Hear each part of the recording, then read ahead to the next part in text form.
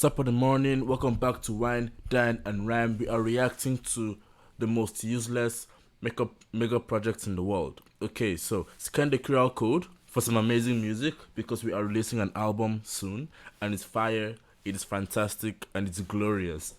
Okay, yeah, and also subscribe because my goal is to hit 10,000 subscribers before January 1st. That's an ambitious goal, but I know I can do it if you guys subscribe. So please subscribe. All right, let's go. Let's get straight into the video.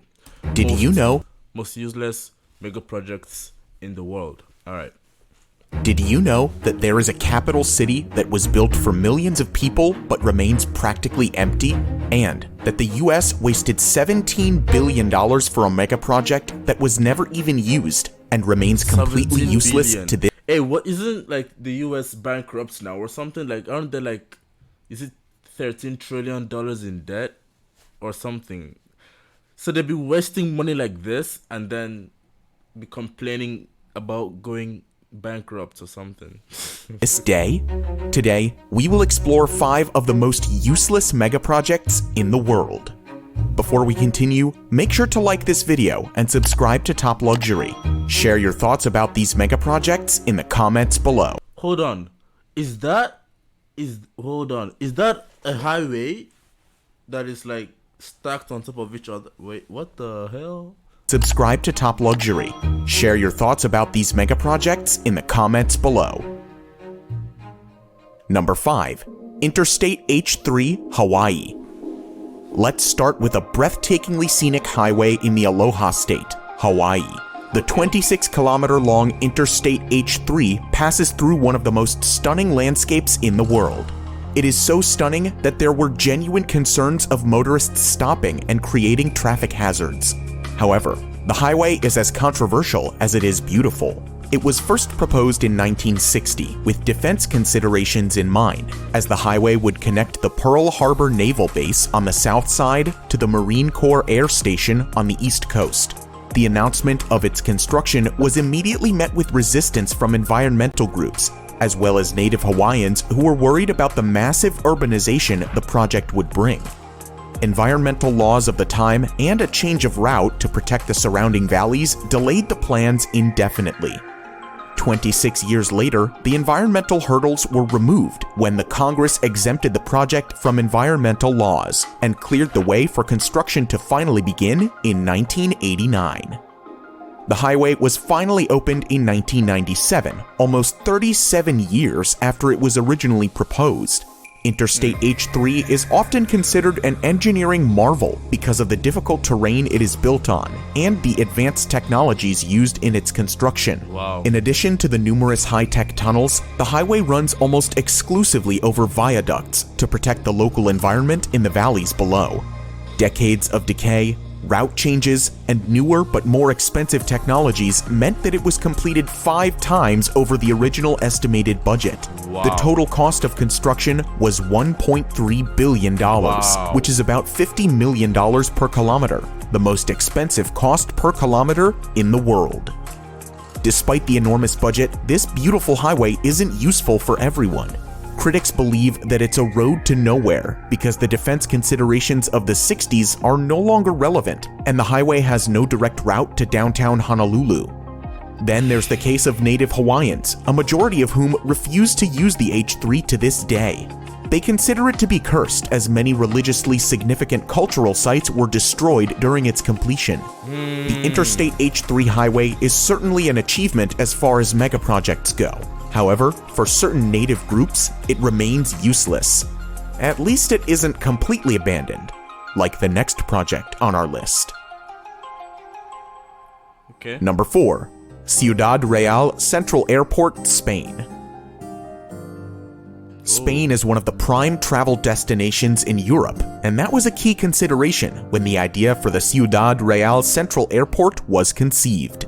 It was tipped to be the go-to destination for holiday travelers within Spain, as well as international visitors. The vision for this new airport was to make it an alternative. You know what? I'm gonna guess the amount of money that has been spent on this project. So I'm gonna guess that they spent about $500 million on this airport. It's just a guesstimation. To the already heavily overcrowded main airport in Madrid. The new airport had one of the top 5 longest runways in Europe and could serve 2 million passengers a year.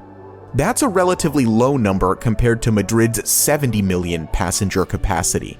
However, expansion plans were already in motion to boost the capacity up to 10 million annually. So, when it finally became operational in 2009, the $1.3 billion expense might have seemed justified. However, all these plans came to a grinding halt in 2012 when the company behind the project filed for bankruptcy. The problems began with the location of the project.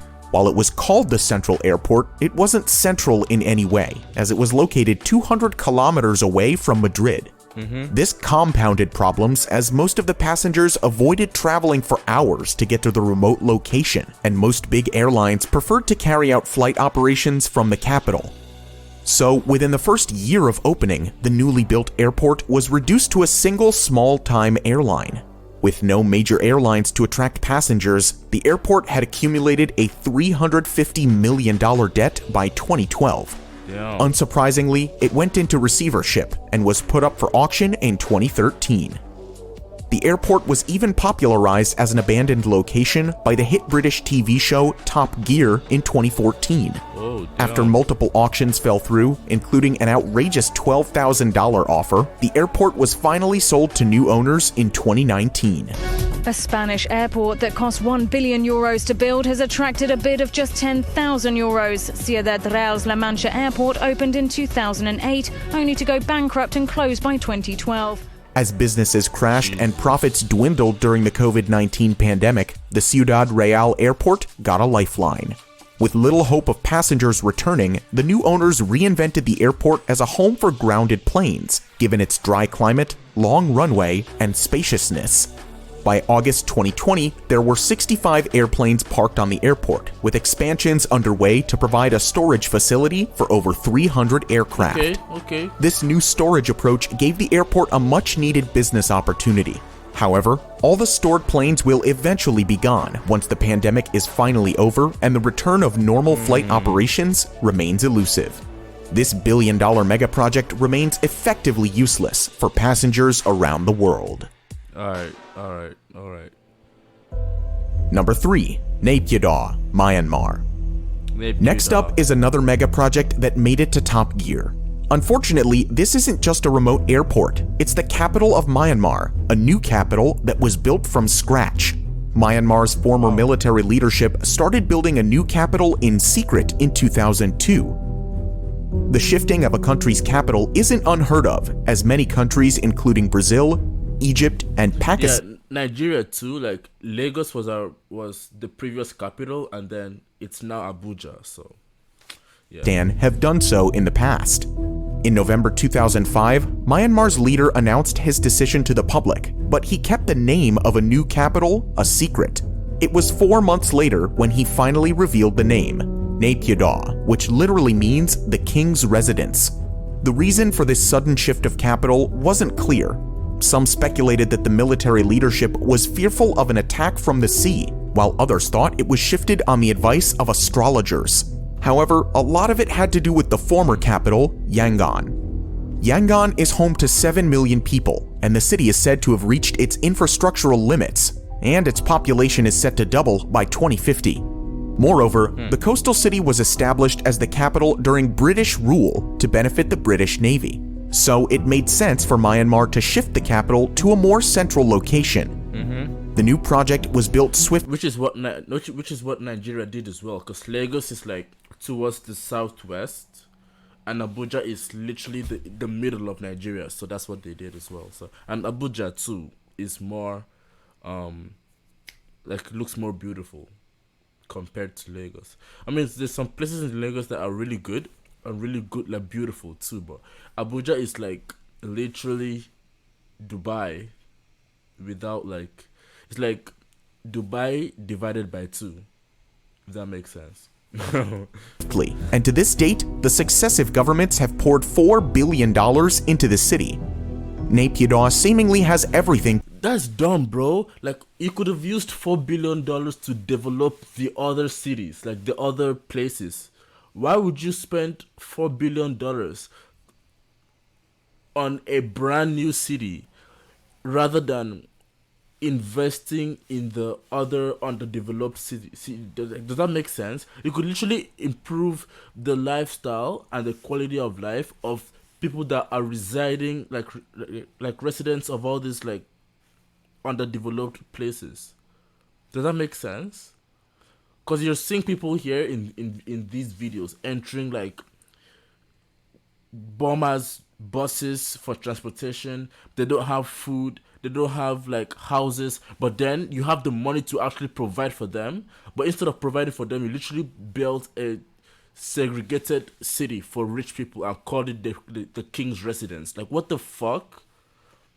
That's poor. That's poor governing. I'm sorry, but that's just dumb. Like, bruh, to attract visitors. look at this. This is definitely not Nepuda or whatever it's called. Nepuda, but they have the money to improve this picture, like to make this picture palatable for people to live in, you know, like, and then they completely made a whole new city. That's just dumb, in my opinion. Visitors, a 20-lane highway, over 100 luxury hotels divided into 3 hotel districts, golf courses, museums, and even a 99-meter-tall replica of a landmark originally situated in Yangon. But there's one essential component that remains missing.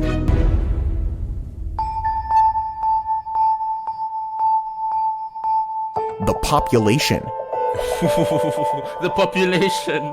The new capital is home to less than 1 million residents, most of which reside in the suburbs that were present even before the city became the capital.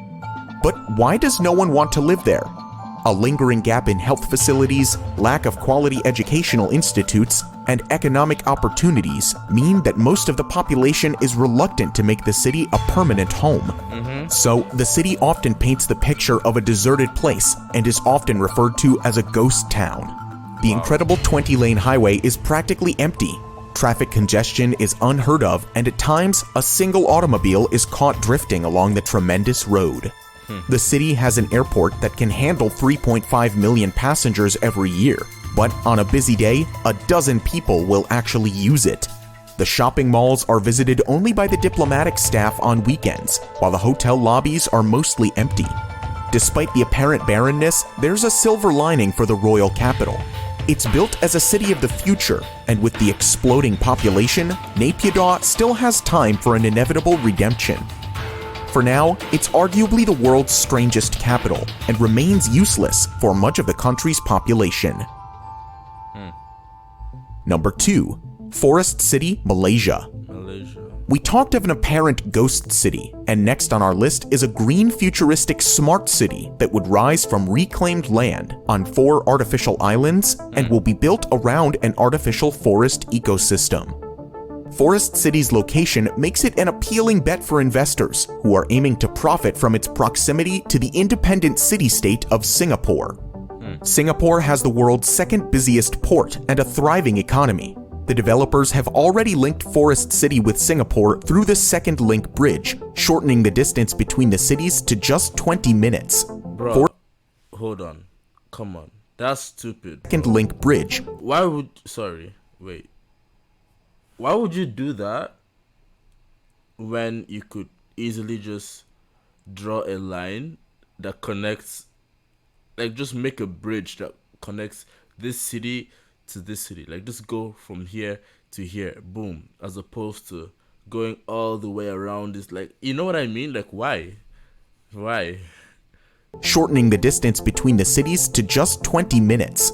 Forest City will also have its own customs facility, enabling residents to move freely to Singapore and back. The design is advertised to incorporate many green innovations. Forest City will feature buildings with green rooftops and vertical gardens, providing a jungle experience. City streets will have a multiple-layered design, with the lower layer for traffic and parking spaces, while the upper layer will feature parks, sports facilities, and transport hubs. The city will be powered exclusively with renewable energy and will be completed by 2035 at a cost of $100 billion. One of the 4 proposed islands is close to completion, with 50 apartment buildings, golf courses, swimming pools, and beaches on board. However, it's not all smooth sailing for this highly ambitious project. A multitude of economic and political hurdles are already hindering its progress. The project is being funded mainly through China, and Chinese residents virtually had a free pass to the city in the first few years of its construction. As a consequence, wealthy Chinese investors who couldn't afford the soaring prices of apartments in their own country rushed to Forest City. By 2019, 80% of the property owners were Chinese. Even the street signs were in Mandarin, and the few schools that opened in the area were offering Mandarin courses. The native Malaysians simply can't afford to buy these apartments as property prices are set with only the Chinese markets in mind. This influx of Chinese investors caused a public outcry, with opponents of the project calling it a new form of colonialism. So, after a change of leadership, the returning Prime Minister Mahathir Mohamad banned foreigners from owning property in the Forest City. Many foreigners started leaving the city, and new investors were discouraged. The next major setback came in the form of the pandemic and the worldwide travel bans. Malaysia's movement control order meant that no new investors could move in. Lots of existing investors opted out of the project due to the uncertainty. So, by the start of 2020, less than 500 people were actually living in the residential developments, which is not a lot, considering that Forest City is designed for 700,000 people. The project has remained in flux ever since, with some salespeople claiming that fewer than 10 homes were sold at Forest City since the start of the coronavirus pandemic. Moreover, Country Garden laid off more than 1,000 of its Malaysian workers in the past year, signaling the epic downturn in the project's fortunes. Forest City was probably too ambitious to begin with, too futuristic to truly achieve, and too politically challenged to succeed anytime soon. It's safe to assume that despite the billions invested, Forest City is currently a useless megaproject. Number 1. Yucca Mountain Nuclear Waste Repository. We'll conclude this list with a megaproject that was planned in view of a sensitive global issue. Nuclear waste isn't talked about as much as other environmental problems. However, if not stored properly, it can be deadlier than anything ever witnessed since the advent of civilization. As of now, nuclear waste is stored above ground, near the power plants where it comes from. However, the scientific community agrees that the safest, permanent disposal solution is to store this hazardous waste deep underground. In the 1980s, US authorities set about finding a permanent solution to this growing waste problem. In 1987, Yucca Mountain in Nevada was identified as the best available option. It was close to the USA's most used nuclear testing site and was away from any population centers. The plan was to deposit the waste from all over the country in a tunnel complex about 300 meters under Yucca Mountain. In addition to the isolated location, Yucca Mountain is made up of volcanic ash formed millions of years ago. It allows the Yucca Mountain to absorb any radioactive waste without crumbling or cracking. Yucca Mountain seemed like a great location for a repository on paper, but Nevadans were having none of it. The United States has over 100 operational and closed nuclear reactor sites in 34 states, but none of them were in Nevada. So, the congressional representatives and the general public vigorously opposed the idea of being the only nuclear dumping site in the whole country. Furthermore, question marks were raised over the official hydrological and geological surveys of the Yucca Mountain. Opponents believed that the site was unsuitable for a repository, as it runs the risk of contaminating a nearby water source. The water source flows into Amargosa Valley and is used by Native Americans who have lived in the area for centuries. Despite the opposition, the project won approval in 2002 and the Department of Energy resumed construction. However, Nevada's opposition only grew stronger. They contended that routine exposures during the transition will stigmatize Nevada's residents and affect tourism in the state. For the opposition, the only reason Nevada was getting the repository was because of its lower population and smaller representation in Congress. By the time Barack Obama took office, the whole project had become highly politicized, and in 2010, the Obama administration deemed the project unworkable and stopped funding it. 3 years later, a federal court ordered its resumption again, but there has been little progress since. The Biden administration has clearly stated that Yucca Mountain isn't a part of the country's plans anymore. Nevada seems to have won the battle after 4 decades, Decades of planning, legal troubles, and over $17 billion have gone into the Yucca Mountain project. But after all is said and done, it has never been used and remains a useless megaproject. $17 billion. So, what do you think about these megaprojects? That is just unheard of. That's just crazy. Thank you for watching. Leave a like, subscribe, comment down below whatever videos you want me to react to, and I'll get to it immediately. This will probably not get any views, but you know, at least I enjoyed the video. Peace.